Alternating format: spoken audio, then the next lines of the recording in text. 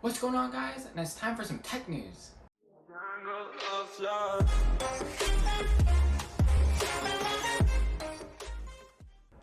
We could begin RTX 40 series sooner than we thought. If these reports are accurate from industry insiders, Nvidia is going to be getting more foundries like TSMC and ASE technology to help produce chips in addition to Samsung.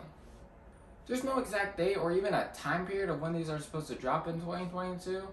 For all we know, it could be a year from now, but we can only hope it's next month, right? But anyways, there's also another card that's supposed to be dropping from Nvidia in the second quarter of 2022, the RTX 3050 and 3050 Ti, which should introduce the entry level of GPUs for their current lineup of 30 series graphics cards.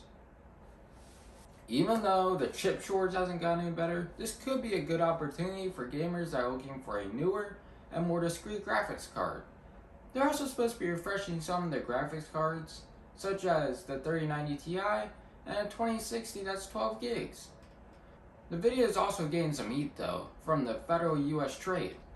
They've been trying to buy UK chip designer ARM for over a year now, but the Federal Trade Commission sued them to block acquisition, claiming it would distort ARM's incentives and chip markets and allow the combined firm to unfairly undermine Nvidia's rivals.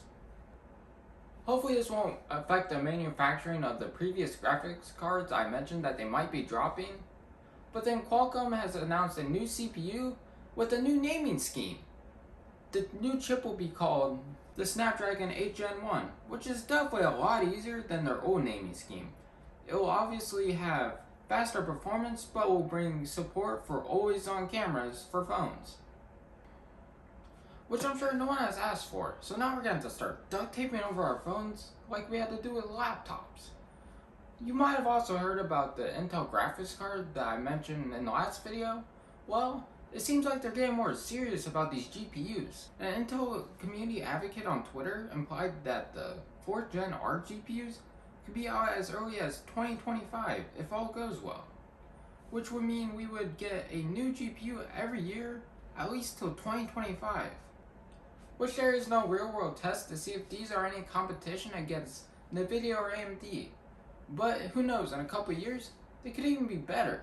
But there is some sad news for Intel, as they've been powering Tesla's vehicles for a while. That could end soon. They'll be soon powered by the M1 Pros. I'm kidding, guys. They're not going to be powered by Apple. Buyers of the Model Y in China are starting to get AMD chips.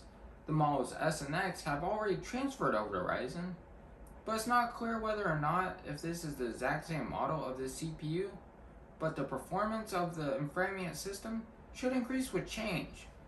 There is no word yet if models outside of China will get these new chips, but I assume they would. It wouldn't make sense to leave the Model Y out, making them the oddball out of the group.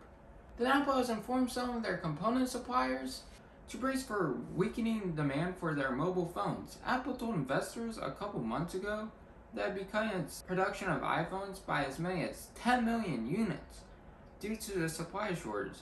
But that is to be expected to make up the difference in 2022. Low iPhone demand is being driven in part by delivery wait times caused by the shortage, but the analysts believe that customers may not feel the need to upgrade for a more expensive iPhone.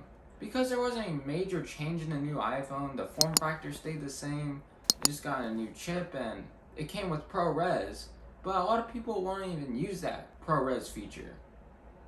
Anyways, that's it for this week's tech news. I really hope you guys enjoyed it. If you do, smash that like button, get subscribed down below, turn on that bell notification icon so you can see next week's upload, and I'll catch you guys in the next one.